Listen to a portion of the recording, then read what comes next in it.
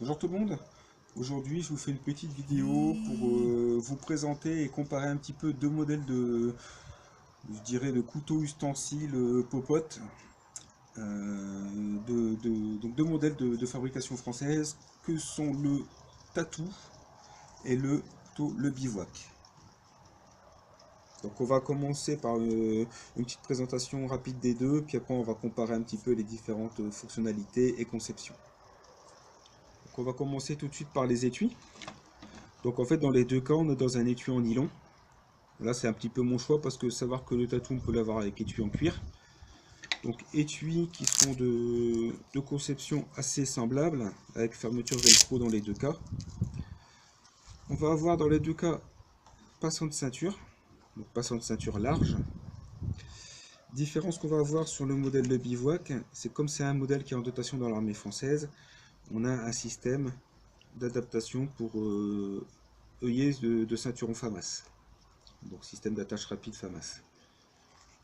Voilà, sinon au niveau qualité, c'est assez proche, hein, les deux sont vraiment assez proches. On est sur un standard nylon, voilà, bon. Pas un gros étui, mais qui fera le boulot. Donc maintenant on a présenté les étuis, on va venir directement au couteau. Donc présentation des fonctionnalités. Et puis après on va un petit peu comparer les deux modèles. Donc on va commencer par le modèle le bivouac. Donc le bivouac, fabrication française, hein, c'est le cas pour les deux modèles. On est sur le modèle qui est en dotation dans l'armée française. Donc il va se composer de quoi? Donc on va avoir un manche en plastique polymère, une lame principale, un tire-bouchon, une cuillère, donc après avec une espèce de clé tournevis. Bon ça honnêtement je vais passer parce que c'est plus du gadget décoratif qu'autre chose, hein. Donc ça, dans le cas de la popote ça aura qu'une utilité. On va avoir ici un ouvre-boîte décapsuleur et une fourchette. Ensuite sur le tatou. Donc ici on va avoir un manche plastique fibre de verre renforcé. On a couteau fourchette, ouvre-boîte décapsuleur et la lame principale. On n'a pas de tire-bouchon ici. Et là, je vais vous montrer un petit peu comment ce que c'est, mais c'est le système pour déverrouiller les ustensiles. Donc on va passer tout de suite à comment accéder au couvert. Parce que bon, c'est des couteaux popotes, on va dire. Donc c'est toujours intéressant de voir la différence de conception entre les deux modèles, même s'ils sont relativement proches, relativement cousins, on va dire. On va voir comment ça se passe à ce niveau-là. Donc sur le couteau, le bivouac. Donc en fait, on a les couverts qui sont simplement bloqués ici, par une butée plastique, et qu'on va pouvoir retirer en les faisant glisser le long du rail qui les maintient de chaque côté. Donc le couteau et la fourchette, de la même manière, pour les deux. Ensuite, sur le modèle le tatou. Donc ici, on va avoir un système une sorte de clé qui va servir à débloquer les couverts par le biais de ce système. En fait, on va lever ici, on va tourner et on va avoir accès aux deux éléments.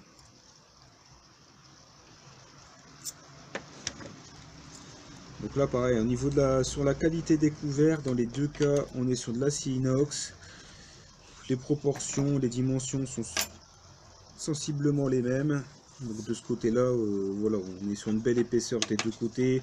On a des couverts qui seront solides. Donc pas de problème, on est tranquille pour un moment. Donc voilà déjà pour l'accès au couvert. Donc en fait, accès simple dans les deux cas. Donc maintenant qu'on a vu un petit peu comment ça se passait pour séparer les couverts des couteaux, on va voir un petit peu comment ça fonctionne au niveau des lames. Donc en fait, on aura deux lames qui vont fonctionner à ouverture manuelle. Donc, on a un petit emplacement pour l'ongle dans les deux cas. Et voilà, ça s'ouvre simplement comme ça, on n'a pas d'ouverture une main. Au niveau des lames, on est quasiment sur des clones.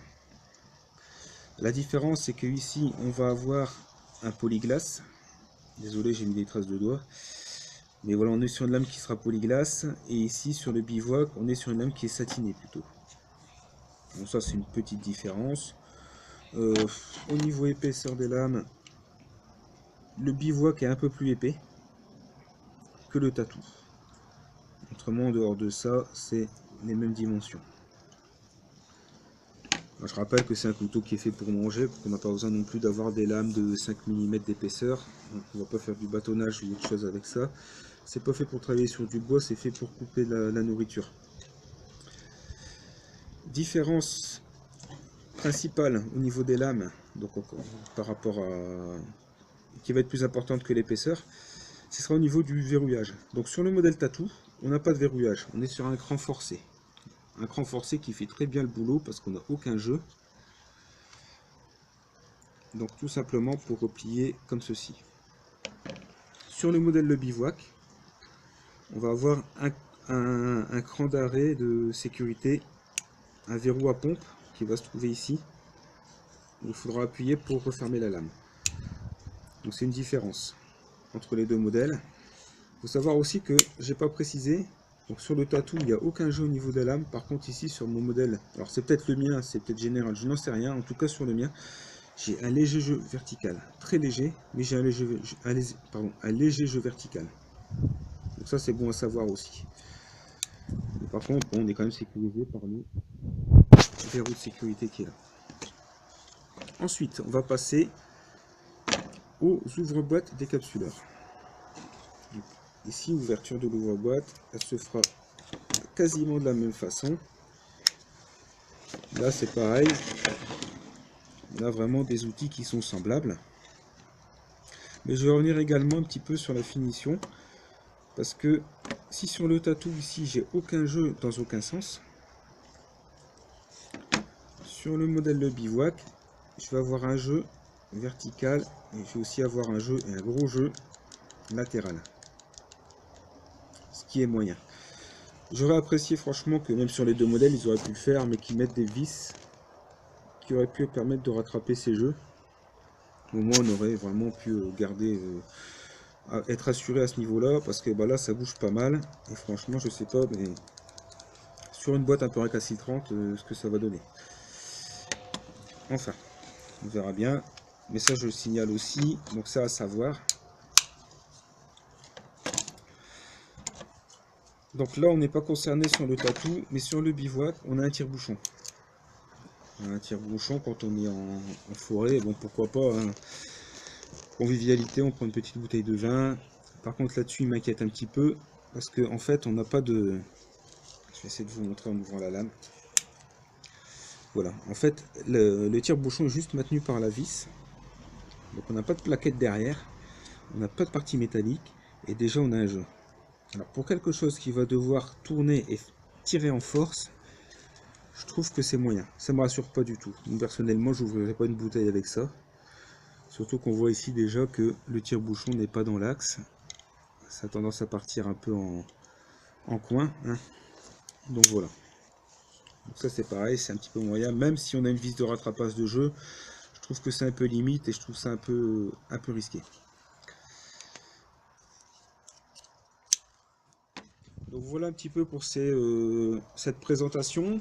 Je vais revenir sur un petit détail qui m'embête un petit peu, surtout sur le bivouac. En fait, c'est au niveau de l'accessibilité à un outil. Donc je vais parler là du décapsuleur ouvre-boîte. Donc ici sur le tatou, il n'y a aucun souci, hein. Là j'ai mon tatou, j'y ai accès très facilement, sans problème. Par contre, l'inconvénient, c'est que ici sur le modèle le bivouac, et ben en fait on a donc cet outil, là, ce décapsuleur ouvre-boîte qui est, enfin, dont l'ouverture va être gênée par, même rendu quasi impossible, à cause de l'emplacement de la cuillère. Donc en fait, il va falloir à chaque fois qu'on a besoin de décapsuler, enlever la cuillère pour pouvoir avoir accès à cet outil. Donc, si on doit... je trouve ça un peu embêtant parce que bon, on va ouvrir une boîte de conserve ou quoi, on va devoir enlever ça, voilà, c'est un truc qu'on va poser, voilà. Toujours des petits désagréments, c'est moins pratique, c'est pas vraiment méchant en soi, mais c'est moins pratique, alors que là on a accès à tout facilement tout de suite. Donc voilà. Donc là, enfin pour conclure, donc, au niveau du tarif, sur ce modèle-là, donc le modèle Le Bivouac qui est en dotation de l'armée française, on va être autour de 19-20 euros. Sur le modèle Tatou, on va être environ on va être à un petit 30 euros. Garantie 1 an, garantie 5 ans sur le Tatou. Mon avis, donc on est sur deux couteaux, enfin deux produits de fabrication française, donc quand même deux produits qui doivent être de qualité. Méfiez-vous, le Bivouac il est copié et imité dans beaucoup de marques, en fait plus des marques d'importation, hein, donc sur des modèles qui sont fabriqués à l'étranger, qui n'auront pas cette qualité-là, hein. Celui-ci a quand même été éprouvé, il est en dotation dans l'armée française, donc même s'il a des défauts que je vous ai soulignés, hein, en comparaison à l'autre. Euh, Méfiez-vous quand même des sous-marques. Même si ça ressemble, méfiez-vous. Parce que ce sera forcément moins bien que ça. Et voilà, donc enfin pour conclure, bah moi si j'avais, donc là bon, je vais pouvoir utiliser un petit peu les deux sur le terrain, comparer un petit peu dans le temps ce que ça va donner. Aujourd'hui je dirais que je vais tester celui-ci, j'ai pas peur d'utiliser le tatou. Le tatou, je suis rassuré, il n'y a pas de jeu, tout ça, c'est bien fait, nickel, ça fait ses preuves, garantie 5 ans. Si je devais vous en conseiller un aujourd'hui, mettez un peu plus cher, prenez le tatou. En sachant que les deux font le boulot, mais voilà. Il n'y a pas le tire-bouchon, mais de toute façon il ne sert pas à grand chose vu le montage du tire-bouchon. Il est plus décoratif qu'autre chose. Donc voilà, donc pour conclure, ce sera mon petit mot de la fin. Donc je dirais, quitte à les noter sur 5, bah, je donnerais un.